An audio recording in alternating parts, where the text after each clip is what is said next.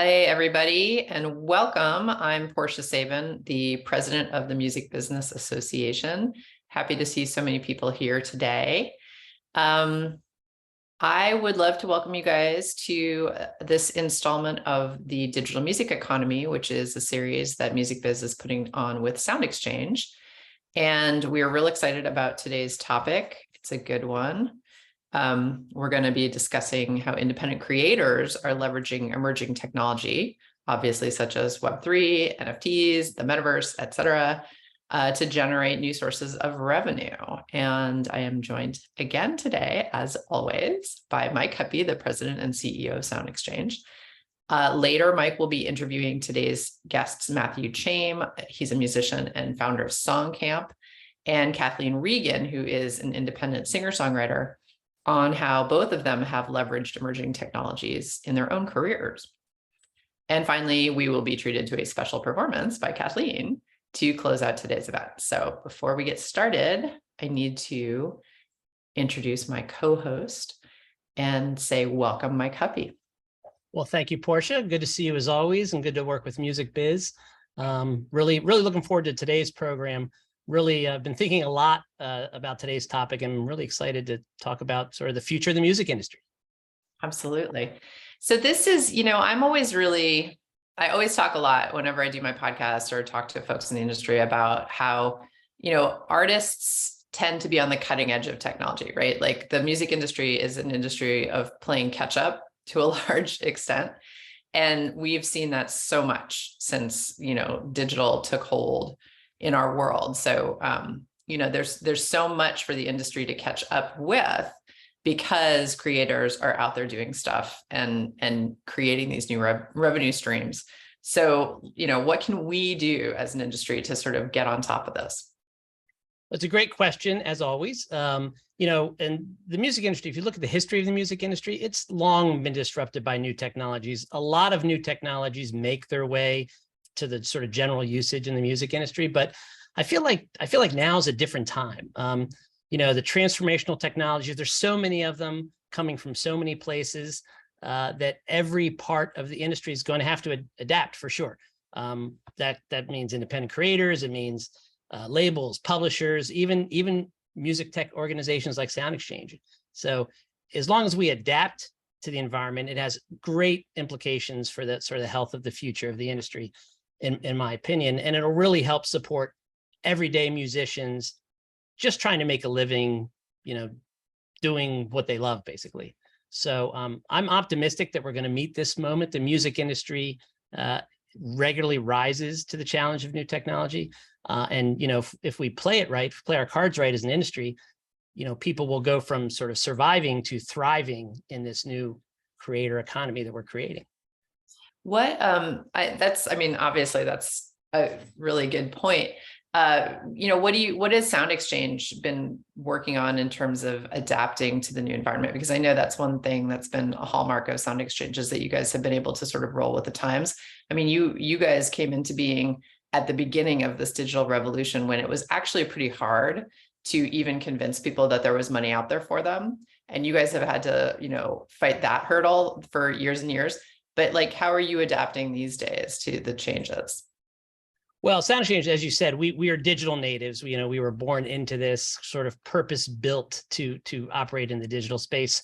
So part of our mission has always been helping creators navigate the complexities of the business side of music, and there are plenty of them. So as an example, we know data and analytics are going to be a critical aspect of the metaverse and Web3. And that's something we've been focusing on really since we were born.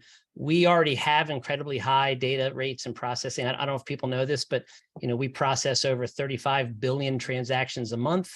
90% of the money is out the door within 45 days of receipt. We're constantly improving how we do our matching and our back-end data stuff. We have patented matching technology. We've done data partnerships with folks like Viva Sound and Sound Credit, and to work on our lineups. And not surprisingly, we are experimenting and looking into ways that AI and machine learning can make all of that work better. On the money outside, we recognize that one of the reasons artists are attracted to the metaverse and NFTs and Web3 is the speed of payment. I'm sure we're going to talk about that a little later with Matthew and Kathleen, but getting money to the creators quickly is important. So we just last month launched a new mobile payment app program. We now, for the first time, I think we're the only collective that I'm aware of that you can get paid on Cash App or Zelle if you prefer, because getting the payment to the people that deserve it quickly is pretty important. So those are just some of the things we're doing to try to constantly evolve. Absolutely. And you already said you're optimistic about the future. So that's good to know. I'm also optimistic about the future. Is there anything else you wanted to add before we dive into today's exciting conversation?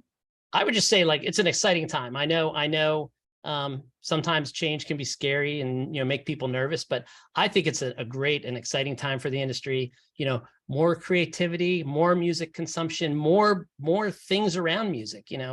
There's products we're going to see in Web3 in 5 years that we're not even thinking of right now. So, and all of it, if it leads to, more deals for artists and more ways for fans to ensure that money ends up in the pockets of those who deserve it, I think it's going to be an awesome time to be in the industry the next 5 years.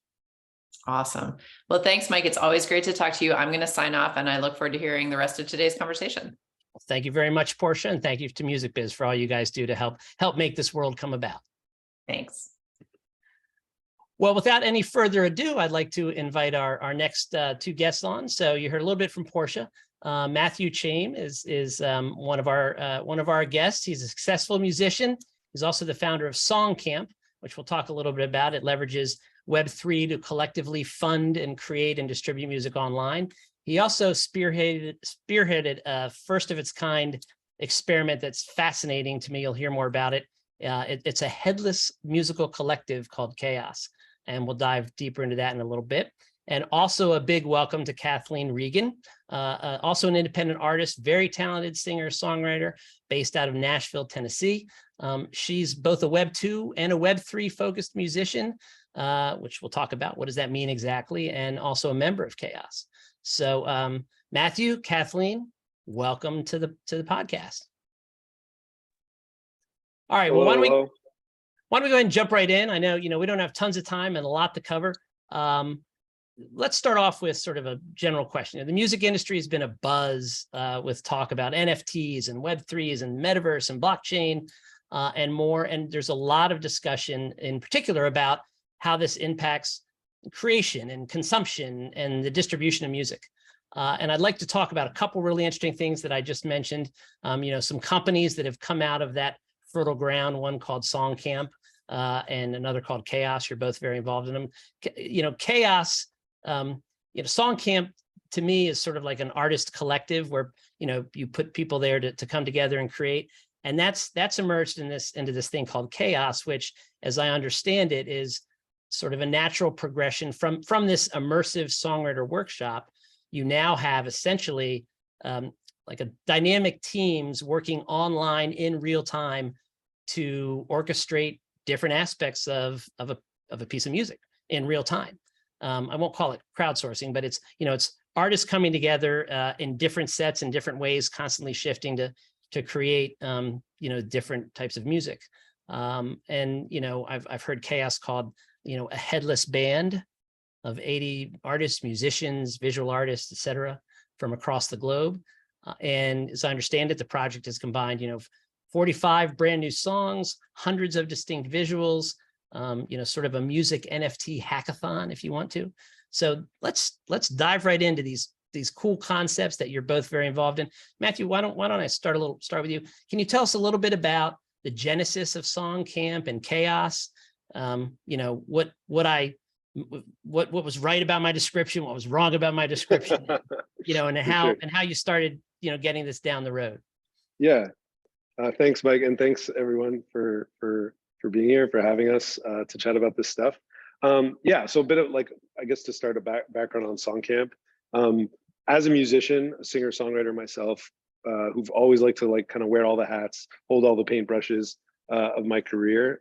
When I started to learn about NFTs and the ways that they could potentially empower musicians and artists to do stuff, I just wanted to start getting my hands dirty and experimenting in that kind of new playground. And so SoundCamp came out of a response to that. One night, late March last year, stood up a Discord, and I said, this is a place for music and the new internet to crash into each other. And I just got some neighboring communities that were already filled with some Web3 curious creatives to jump in the Discord. And I was like, let's run experiments. And the reason called it Song Camp was because I had a lot of amazing experiences with songwriting camp, the container of a songwriting camp, and what flourished creatively from it. But often there was no distribution rails for that collective created thing. It was just this moment in ephemera that then got stuck on our hard drives. So the idea there was like, let's run these experiments, let's run them as these cohorted songwriting camps, but let's not disperse when the music is created. Let's actually release that stuff and be able to do so in a kind of quick and fun song campy way through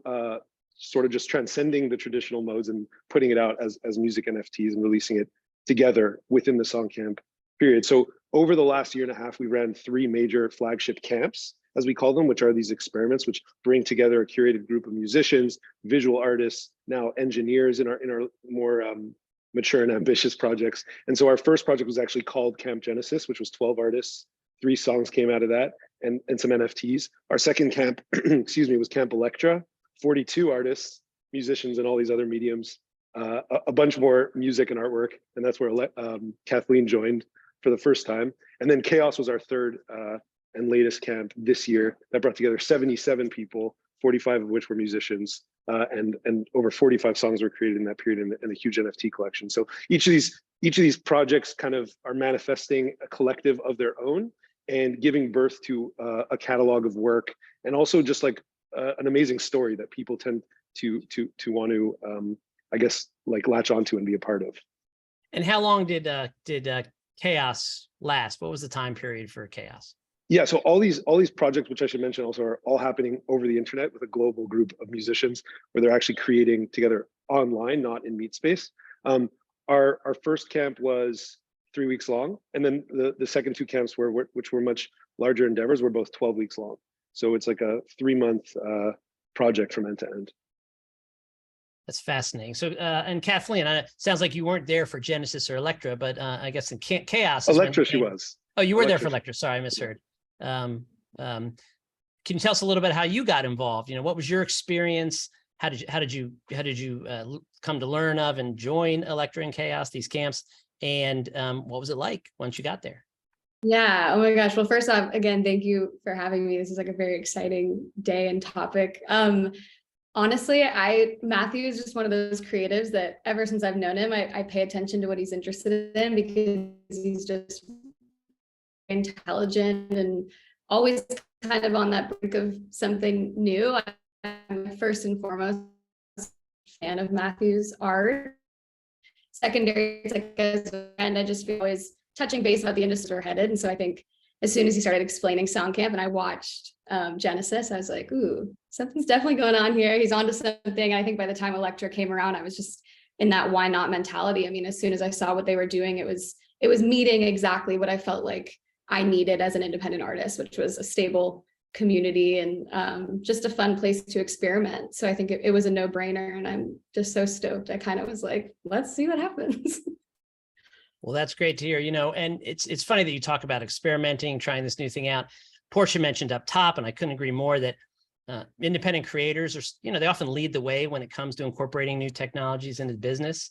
And as an independent creator, Matthew, I think you mentioned this, you know, you're usually doing multiple jobs at once to run your small business, right? You're just as much a small business as any of the other small businesses out there. And on the one hand, it allows for, you know, a lot of creative freedom, probably.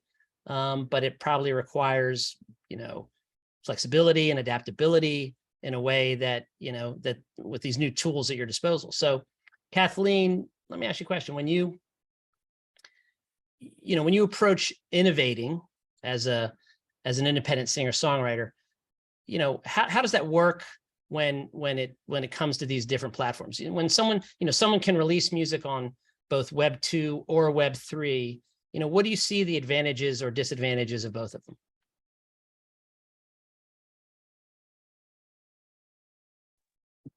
Can you hear me okay? We can. Sounds like you might have spotty internet. Okay. I think I heard your question about the 2 and Web 3, but sorry, I think my internet's getting a little. Yeah. So what I was asking is about, you know, talked about the creativity that performers bring to the situation. How do you approach Web 2 versus Web 3 in terms of how you create? What are the benefits of both or the drawbacks of both? Because they're different things, right? Web 2 and Web 3. And I assume you approach them totally differently. You know, it's funny. I think in the beginning of learning about Web 2 and Web 3, I was approaching it differently. There was definitely a separate brain going on. But I think the more that I've been in the space, the more that I realized that for the art and the artist, I'm making the same work. It's just almost like you're putting it in a different place that has a completely different feeling and a different importance. And so I think the two of them, as far as the art goes, I think the most fun part is that I can write and record a song and upload it and show it to collectors the next day. There's not really that 4 to 6 week distribution window.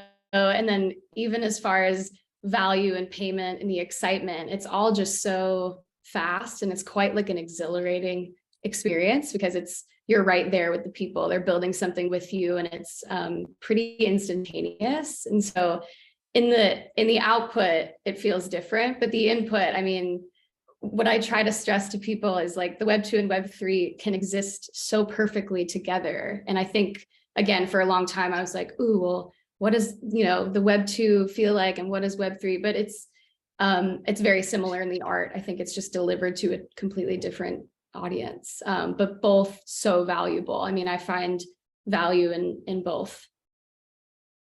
Okay. One of the things that we should definitely talk about, so let's talk about it now, is lots of people in the industry are, thinking about the artist-fan relationship, right? I mean, it's always been important from the get-go. That it's what drives the business, right? Let's be honest. The artist and the fan is sort of a fundamental part, along with songwriting, of how this thing called music is made. And I think as it gets harder and harder to make a living as a musician, it seems there are new generation of creators who are looking to build deeper relationships with a smaller audience versus more surface level relationships across a wider audience. At least that's kind of an observation that I've seen talked about. So Matthew, let me ask you this. What, in terms of NFTs, so you use NFTs, and I'm assuming our audience has a sense of what NFTs are. What do you see as the role of NFTs in helping artists identify, what can be called like their super fan base, or, how does this relate to, we've probably all heard about the 100 true fans, the concept from several years ago, where if you have 100 or so really hardcore fans who are willing to support you substantially, that that you can make a living off of that. So what do you see the role of NFTs in helping artists identify and connect more with their super fan base? Totally. Yeah, I think from my point of view, like the real distinction there is, like you said, there's this idea of like reach, like width versus depth.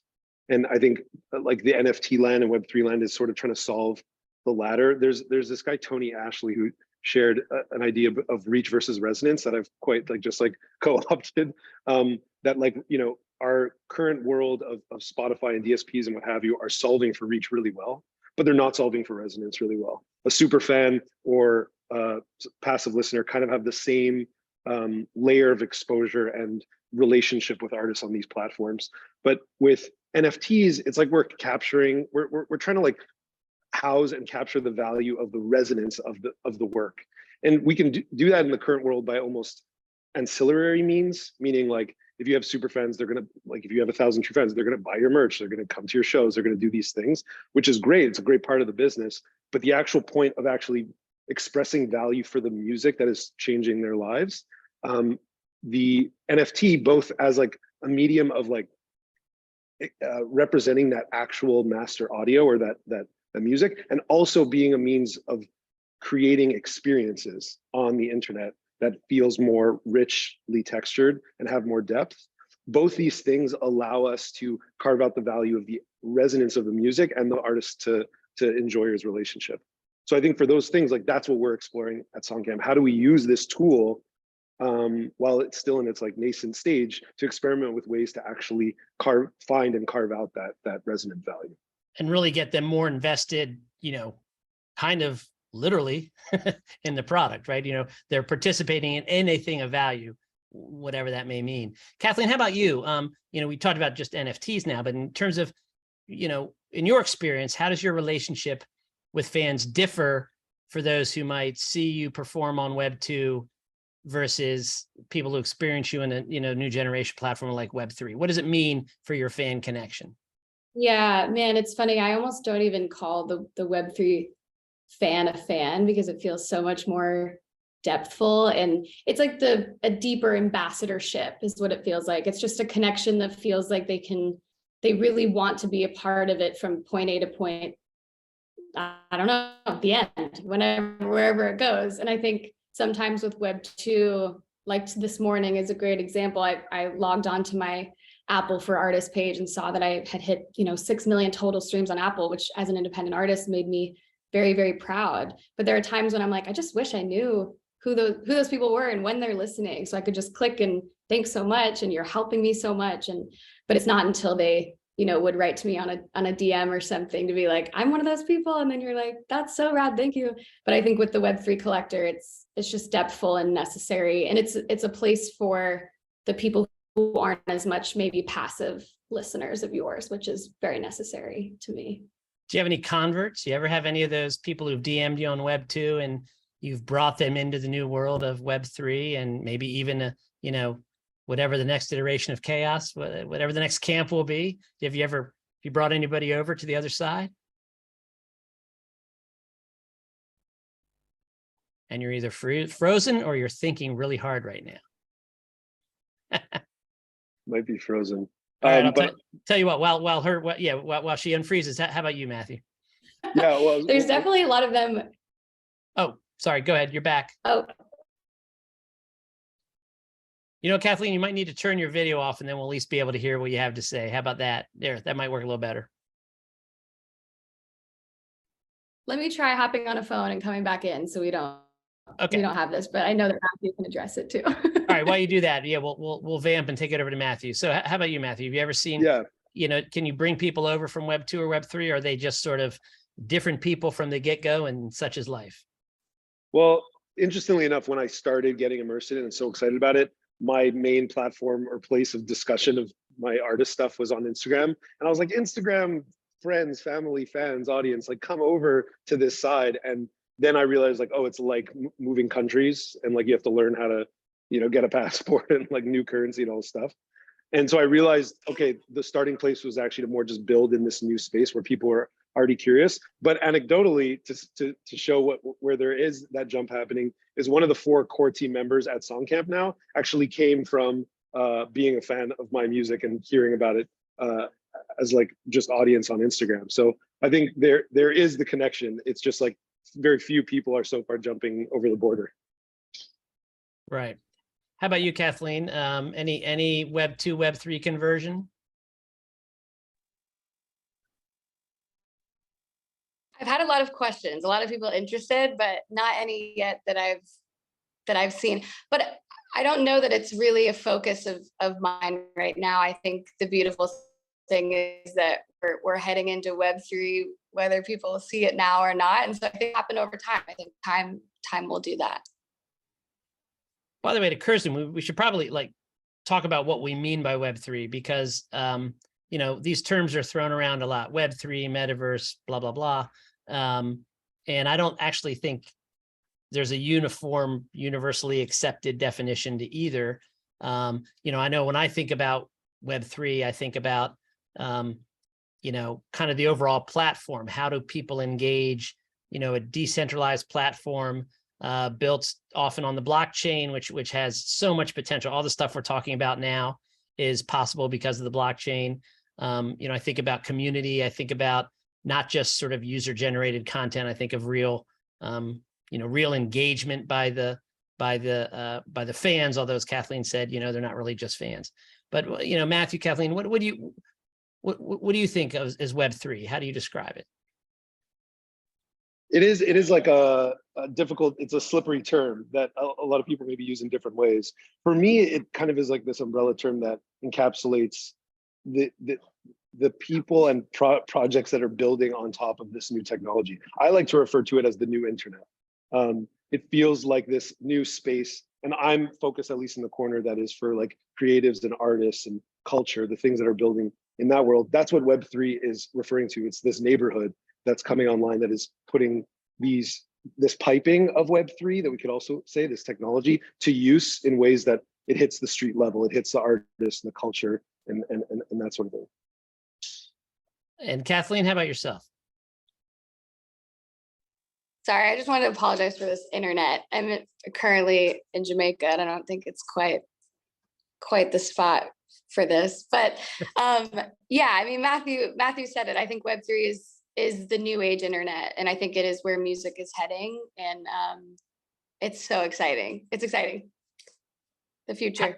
How important is the decentralized nature? Because, you know, the thing about, obviously, look, Web 1, you know, the old days of chat rooms and AOL and, you know, listservs, et cetera, gave way to Web 2, which everyone thought was going to be this, you know, this just mind-blowingly different type of engagement. But as we all, I think, know, Web 2 is still pretty centralized. You know, there's a little bit more interactivity, there's a little more user input, but you still have an immense amount of eyeball time and traffic focused on a very small number of companies. So, you know, I think it's still at a very high level, a very centralized or at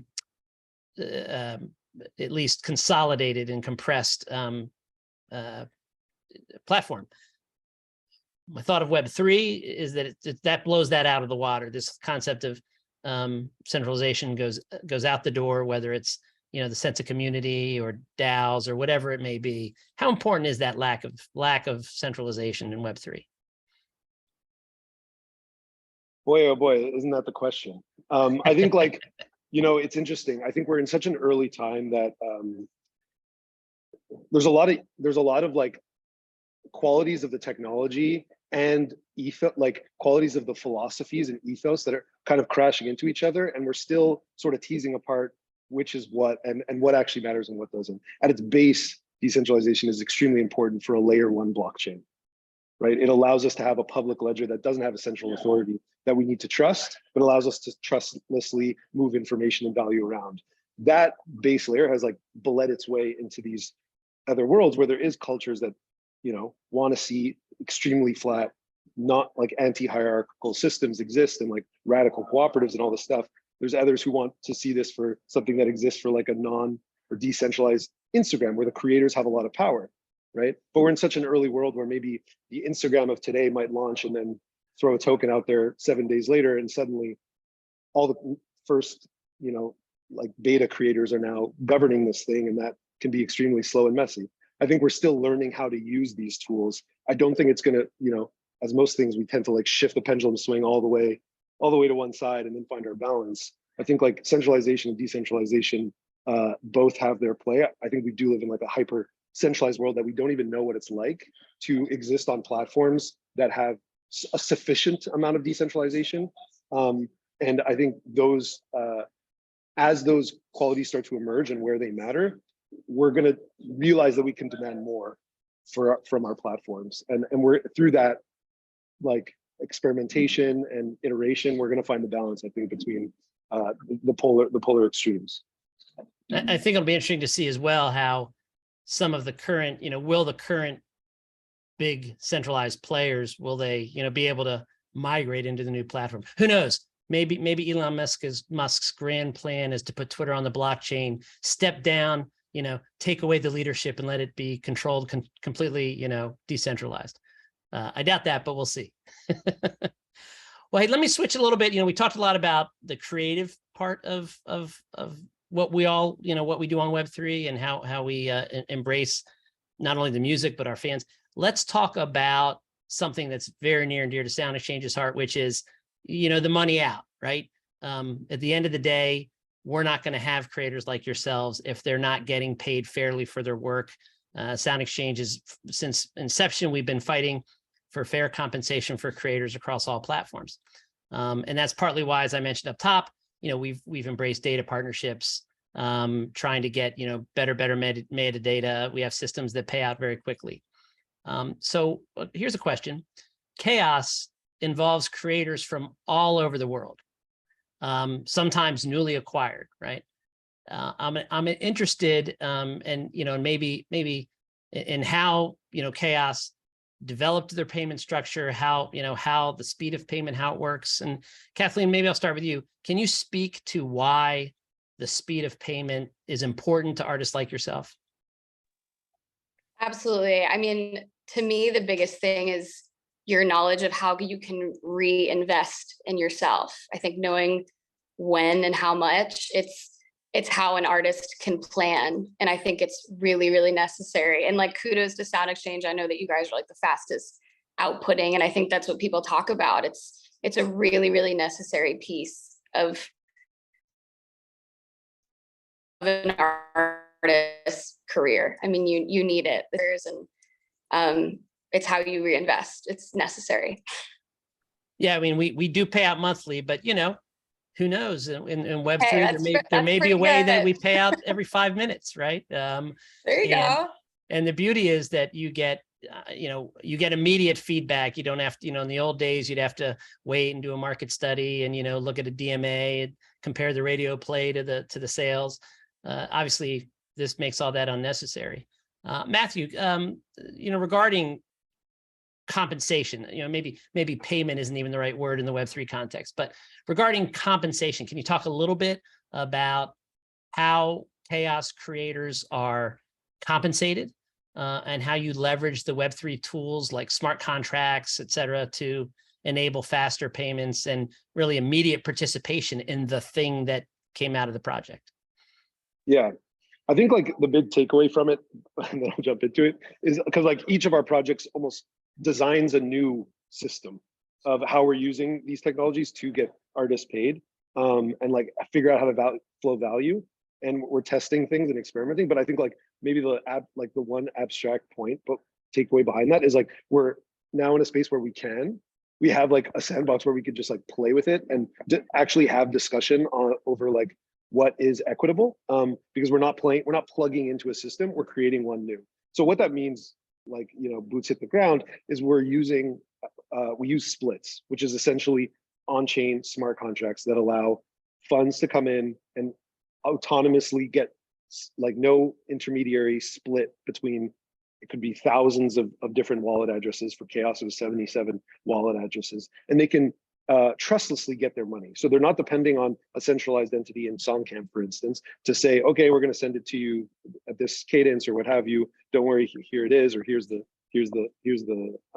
analytics of it. It's like, it sends the funds automatically. Now, how we actually break down those funds, we're sort of deciding as a group. And what's interesting is because it's all in-house, we get to have a much more intimate conversation over how that should work and how it did work, and did it go well, and what didn't go well. And it's very powerful. It feels very empowering to be able to receive funds in this manner, and B, get to feel like we can touch the technology and almost get even creative with the financial layer, the same way we can get creative with the content layer. And at a very high level, to dumb it down for someone like me, it's sort of akin to shares in a public company normally. You get a split of an NFT that has value. What the value is determined by the marketplace of the community. And the more you do to contribute, like I assume, if you're a musician, you get a certain number of splits. If you decide to also, do some production or, throw some visual products into the mix, you get more splits and they have more of a vested proportional share of the value of that thing. And you're basically paying people in portions of an NFT, say, right? Completely. And at the risk of getting like too galaxy brained here for 1 second, within Chaos, we actually did experiment with an interesting, and I think for the first time, a type of technology to actually make, it's almost like Web3 master rights, but baked into an NFT. So all the artists within Chaos have what's called a supercharged NFT, or they have a bunch of them. And these actually represent a share of the secondary royalties from the overall NFT collection that we released to the audience. And so this is a powerful way to actually have liquid master rights. So we can have these in our wallet and therefore get basically streamed payments over time, or we could even sell those master rights on chain without in an open and portable marketplace anywhere, without having to like interface again, with an intermediary to know how to like sell your masters, for instance.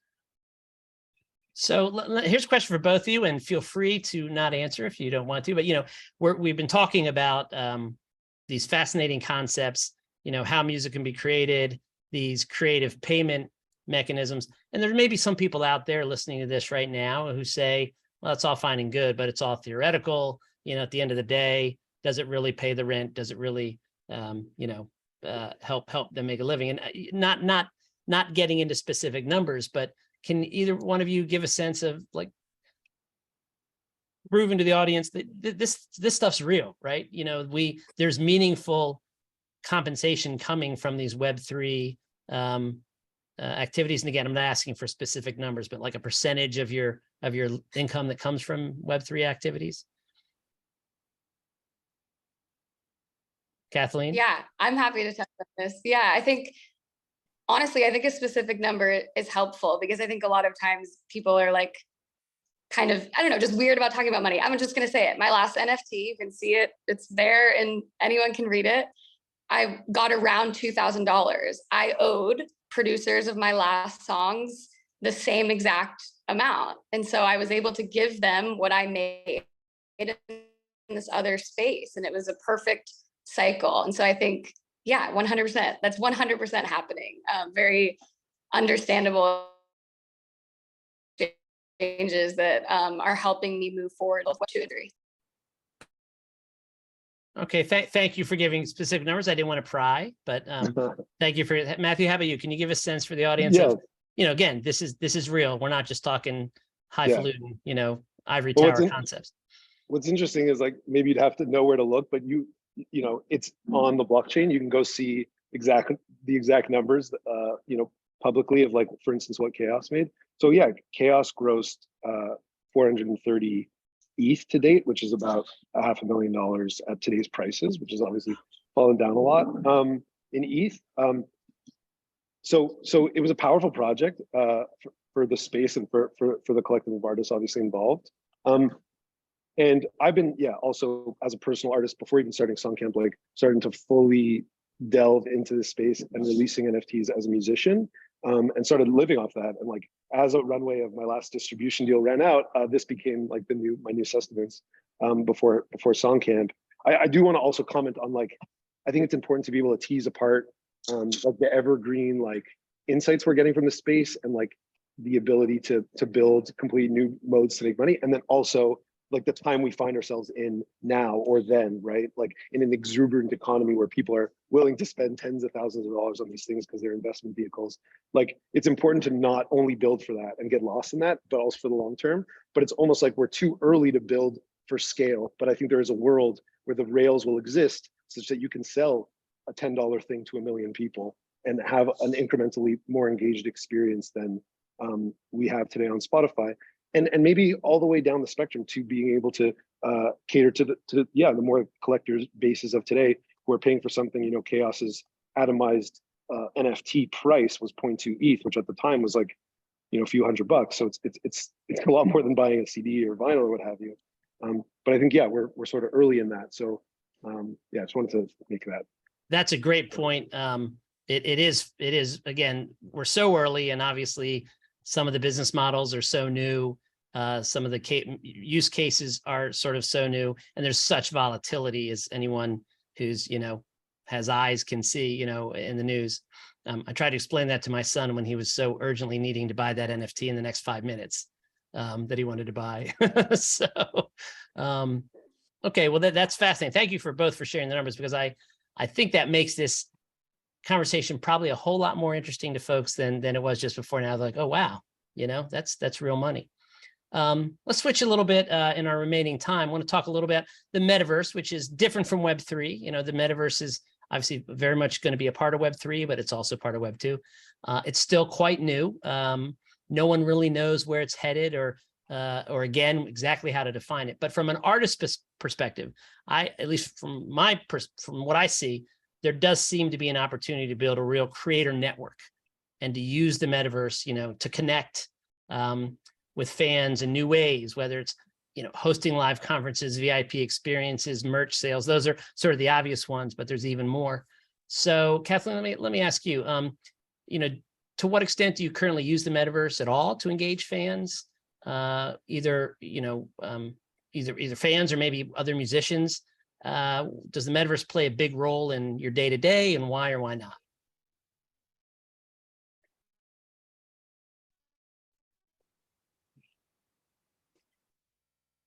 I definitely think it does. I think for me, really being able to be the CEO and steer your own ship, I think the metaverse is a complete playground for people who are thinking and innovative. And I myself have a lot of plans of how to reward collectors, and the word utility comes up a lot, but it's kind of what can you give them that they can really, there's endless operating for. And I think I can't wait to see what creatives come up with, because it's all very exciting already. So yeah, it's going to be a massive part of what we build. And Matthew, I assume the metaverse, well, let me ask, do you think the metaverse is creating more global music consumption and, creating a more global ecosystem? And, what does that mean? We're an industry built around territorial rights right now, right? Most people that have a standard publishing distribution deal or a co-pub deal or, a recording distribution deal, all driven by territories. And I'm not sure if, if Web3 and the metaverse is one big territory, but, do you think it's creating a more global ecosystem, and what do you think of that? I would say yes, for sure. There were 12 countries involved in Chaos of the 77 artists. And I remember at one point there was this heated Twitter thread going on about the project, and someone was just, kind of just looking for a way to bash it. And they said Chaos could happen, without any Web3 tech and without this whole world. And I was like, yes, it could have. It would have taken a lot longer. It would have been a lot more complicated. We would have needed a lot more lawyers and all these, to figure it out. So I think it is creating a more flattened ground of participation, both on the creator side, the audience side. When you say the term metaverse, I guess that's another area where I'm like, I'm not sure if our shared, do we have a shared definition there? Fair enough. Because it's also a word that is thrown around, but I'll share my version of it, because when I first got in the space, metaverse to me was like, I'm a Sims walking around in a spatial area. Today, the metaverse to me is like Discord. That's a metaverse for me, because that's like where my community and world exists, and I feel a depth of relationship, a higher fidelity of relationship with humans on the internet than I do on, for instance, Instagram or Spotify. So that's where that is happening now. And then when you start to plug in rails such that we can actually build and create value together, that fidelity grows that much more. And that to me is starting to give dimension to the internet. It maybe doesn't look like the spatial dimensionality of Sims. Maybe it does, it definitely does in certain avenues. But that's what it means to me. Yeah. All right, that's a very good point. It's very similar to what I think of as the metaverse, but people aren't interested in my thoughts on it. We'll leave it at yours. All right, I know we're gonna move to Kathleen's performance after a couple more questions, but I do want to ask a couple more important ones. So SoundExchange, we're a music tech company, right? A lot of you out there listening know us as the people that send you certain performance royalties and have been doing it for almost 20 years. But really, we are constantly looking to evolve and adapt and be, we say often, if you're only thinking 5 years ahead, you're already behind the curve. You got to think longer. So we're always looking for new technologies that we can champion that help power the future of music. So I'll ask both of you, and whoever can go first. Is there any technology we haven't touched on today that you think will disrupt the music industry next?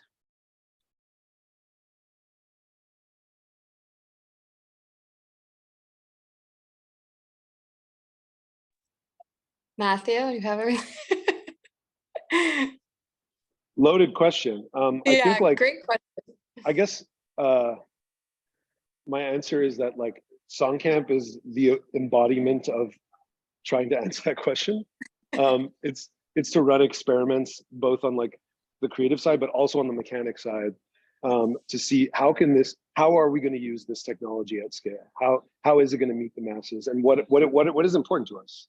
And I think we're still figuring out how to answer that question. You know, when you said that, my other answer went to like, yeah, some of the mechanic design we're starting to like ideate on for Camp 4. Maybe that. We'll see.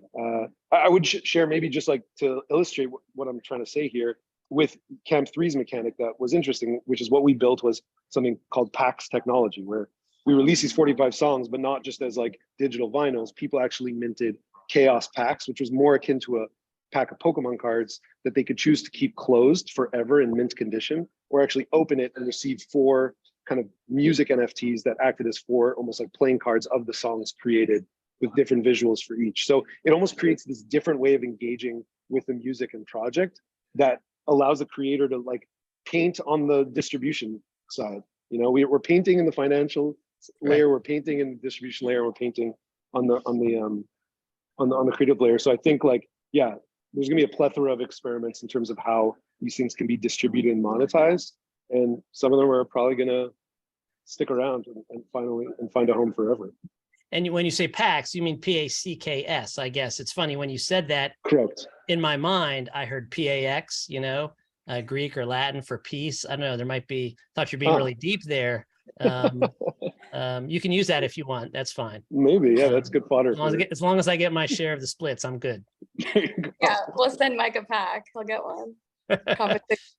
How about you, Kathleen? Anything that you think, you know, any technology, or here's a different question. If, you know, it could be the technology, or, you know, maybe I'll ask a different thing. If, you know, what's something neat that's going to be here in 5 years that we're not thinking about right now, or something about the music industry in 5 or 7 years that that's cool and different?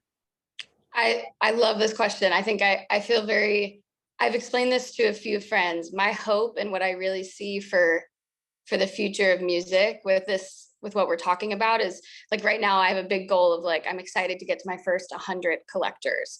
And I really do think that there'll be artists in the future who are, you know, playing Madison Square Garden, and there's a section or a box or whatever you want to give them of your collectors. It's a depthful place where you can look out and go, here are my fans over here, and here are the other group that I accumulated as well. And I think that's going to be a really exciting day. You know what I hope is an exciting day? I say this a lot. We spend so much time now talking about ways to improve distribution and how do we get money out there quicker and more fairly, and all of these ownership data disputes. I would love in 7 years if we're not talking about any of that. If all of this stuff is sorted out and works like your credit card, you know, your credit card got probably 2,000 credit cards assembled, you know, on this call that service God knows how many banks, and you can go anywhere in the world and use them, and they work because all that stuff in the back end just works flawlessly, and we all trust it. Wouldn't it be great if we get to a spot where all of these issues are the same way, and we can then, you know, 10 years from now when we all gather, you know, when we're 35, and then and we're talking about new business models purely, not just the pipes. So let me do one last question, and then we'll get to you, Kathleen. So for both of you, if each of you could provide this, any advice, you know, on this webcast. I'm sure we have a lot of aspiring artists, people that want to do things differently, that are very intrigued by the stuff that we've talked about today. Any advice you'd share for those who want to break into the world of, you know, music NFTs or maybe Web3 more generally? Is your parting words, any piece of advice to those coming behind you? Yeah, I'll go first. I would say reach out. I mean, Matthew and I are a great place to start. I can speak for myself. I would love to speak to any artist who's interested. It's like, get on Discord, get on Twitter, follow the collectors, find the accurate place to get information. NFT Now is a quick and easy Instagram account that people can follow, and yeah, just indulge and have open ears. I think for the first year of me even hearing about Web3, I was just listening. And so, yeah, get started, get your feet wet, listen, follow artists and collectors, and don't be afraid. Yeah, you gotta just go for it. There's literally nothing to lose at this point. So just start. All right, that's great. Thanks. Matthew, how about you? Yeah, I mean, Kathleen's answer is very good. I think Twitter and Discord are like the spaces that the town squares where this stuff is happening. And it's like about curating your Twitter feed to like find you, like tear the fabric into this black hole and fall down the rabbit hole. Yeah, and also like reaching out to me. My DMs are open. I'm happy to like send resources over of the different pockets of Discords that you could go into and projects that are building in the space. And yeah, our heartbeat calls at SongCamp are always open Mondays at 4 p.m. Eastern, which is just like an overall chat shelling point for this sort of stuff. All right, great. Well, listen, I want to thank you both again. I know, you're very busy. Obviously, you're both running your own businesses, both at conferences right now. So, to both of you, Matthew and Kathleen, thank you so much for, this enlightening and very informative discussion. I think these topics are truly fascinating. And, and by the way, we just scratched the surface. We could do more webinars like this and dive deeper on some, just on the payment mechanisms or just on, connection, artist connection. We could talk all day just on that. So this has been a great discussion. Thank you both very much for joining us. Clap, clap. And now, appreciate it. Now, as promised, Kathleen, we're gonna turn to you to do a performance. Let's. I'm as soon as I'm done talking, I'm gonna shut my video off just in case that'll help on your end. I think it probably is unrelated, but and I'll let everybody know. You should do the lead in, but I'll let everybody know that unless I'm mistaken, I think you're prepared to do a first ever inaugural universal debut. Why limit it to the globe? First time in the universe this song has been heard. So I'll turn it over to you and take it away. And thanks again, Matthew. Thank you so much, guys. This is my song called Flower, and I'm going to do my best to get through it without this connection. I'm here on vacation in Jamaica with actually my friend, he's an Atlantic recording artist. His name is Forrest Black, and he helped me write this song. And I'm really excited to get it out into the world. NFT, or who knows? The playground is endless. This song is about changing your mind and being okay with growing up and where that leads you. So. Well, I think I lost myself while I was trying to be somebody.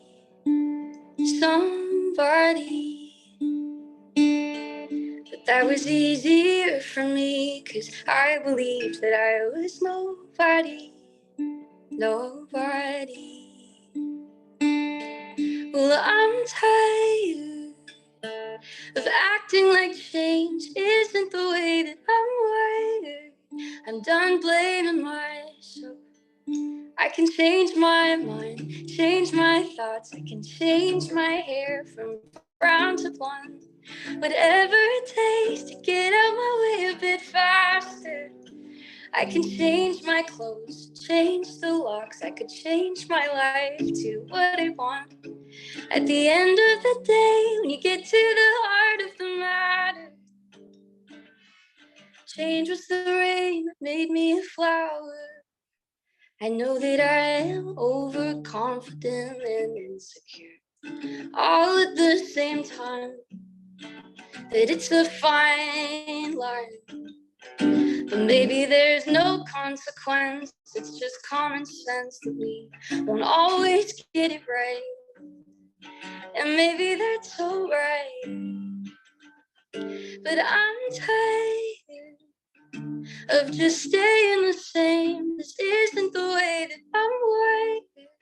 I'm done blaming myself. I can change my mind, change my, get out of my way a bit faster.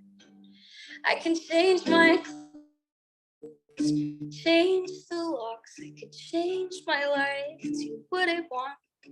At the end of the day, when you get to the heart of the matter, change was the rain that made me a flower. If only I could press rewind and tell myself 1,000 times to do what I wanted.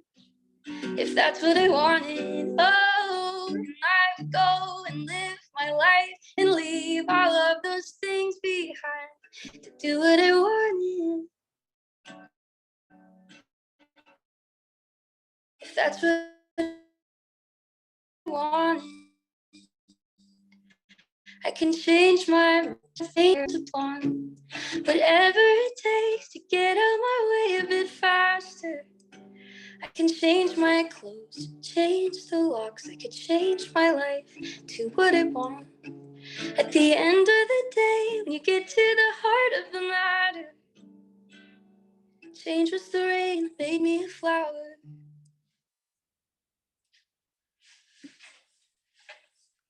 Awesome. Thank you. Kathleen, that was awesome. And, you know, a fitting way to end this program.